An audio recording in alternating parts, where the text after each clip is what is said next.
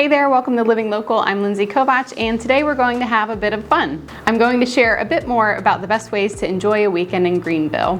Whether you're a food lover, a cultural guru, or an outdoor enthusiast, Greenville is a great place for people who enjoy all kinds of activities. And today our goal is to guide you through the perfect lineup of activities tailored to the types of things you might enjoy doing on a weekend. Whether you're new to town, just visiting, or thinking about making Greenville your forever home, this city has something for everyone.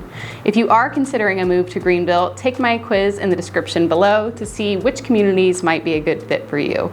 I'd love to be a resource to you about all things in the upstate as you research and relocate to the area. Many of my clients have moved to Greenville from larger metropolitan cities like California, New York, and Charlotte. These clients are often looking for a better quality of life, more affordable living, and a more local feel. However, they don't want to compromise the benefits of living in a bigger city, like excellent dining options. The great news is that Greenville is known for its fantastic food scene that just keeps getting better and better. Honestly, I could do an entire video devoted to Greenville's food scene, but for today, we'll break it down by meal type.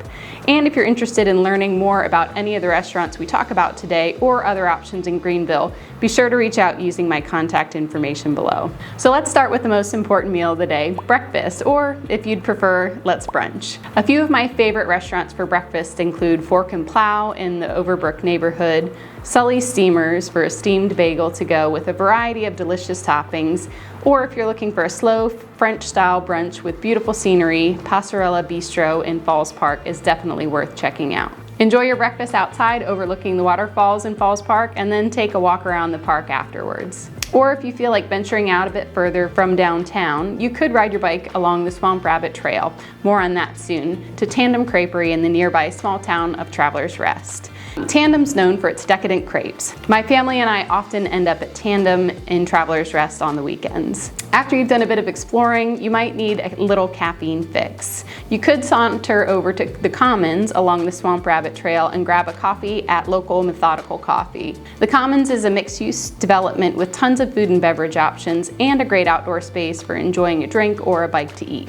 Check out my video on all of the exciting developments planned for the Swamp Rabbit Trail to learn more about what's coming to the Commons. You could also choose to stay downtown for the day and grab a cup at either Greenville's classic Coffee Underground or Spill the Beans.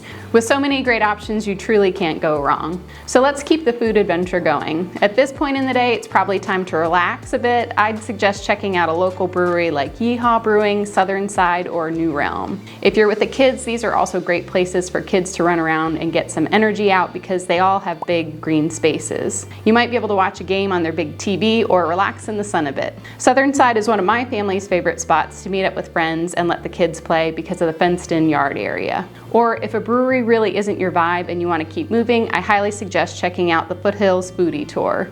This culinary tour group offers a Greenville Bites and Sights lunch tour and takes you to 3 different local spots to try food. And you can enjoy a bit of history and a fantastic foodie experience. And to round things out, let's talk about dinner options. This is honestly the hardest meal to choose because there's so many fantastic options in Greenville. A few of my favorites include Gianna for modern Italian, Camp for Spanish-American tapas, Coral for excellent seafood, or Hall's Chop House for a classic steakhouse experience. These options are all a little bit more upscale. So if you're looking for something a bit more casual, you could try Endako or Oku, both restaurants out of Charleston, Nosedive for a classic American meal, or Sobeys for a traditional Southern cuisine. I recently celebrated a friend's 40th birthday party at Sobeys' private wine cellar room, a fun way for a private party to celebrate in a special occasion in a more intimate setting. Sobeys was also just recognized for winning SC's first Wine Spectator Grand Award,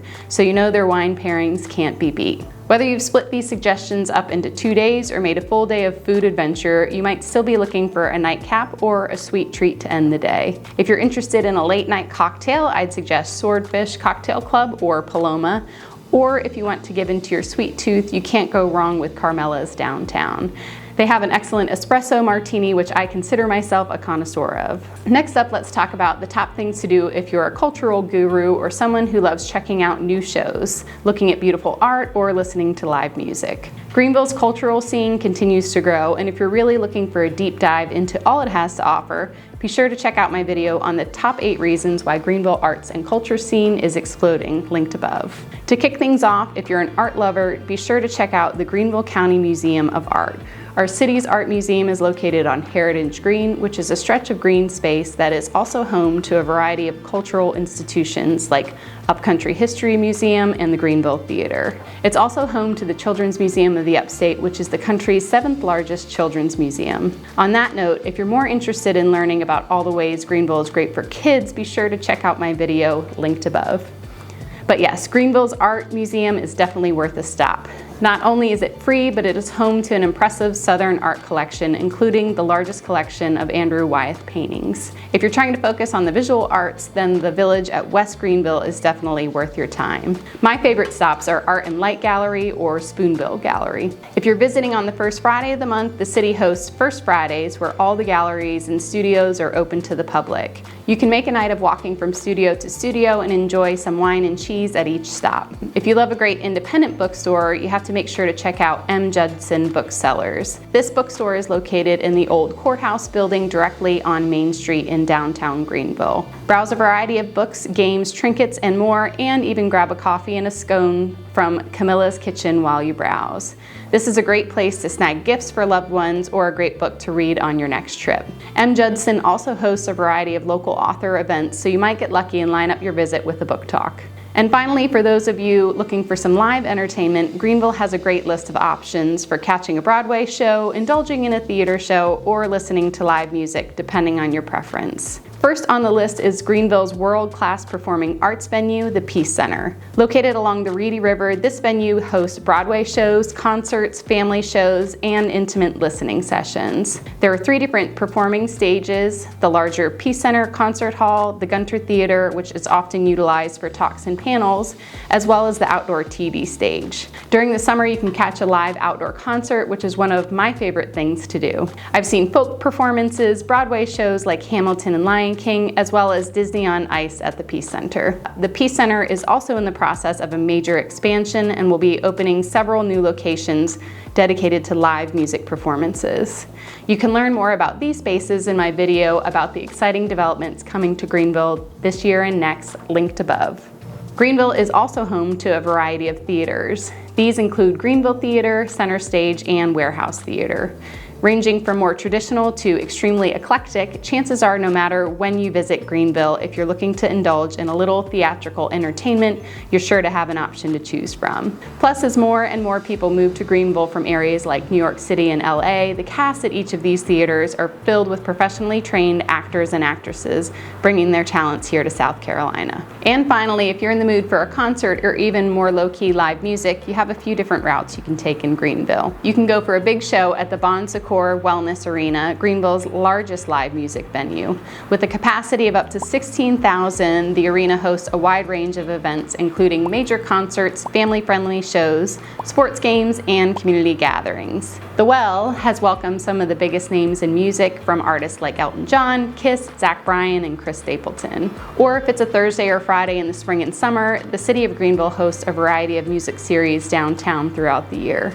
Downtown Alive is a popular free outdoor concert series held on Thursday evenings in Noma Square and features local rock, pop, or country performances. And following that is Main Street Fridays, which are held on Friday nights in the spring, summer, and fall, and offer a variety of genres, most notably jazz and rock.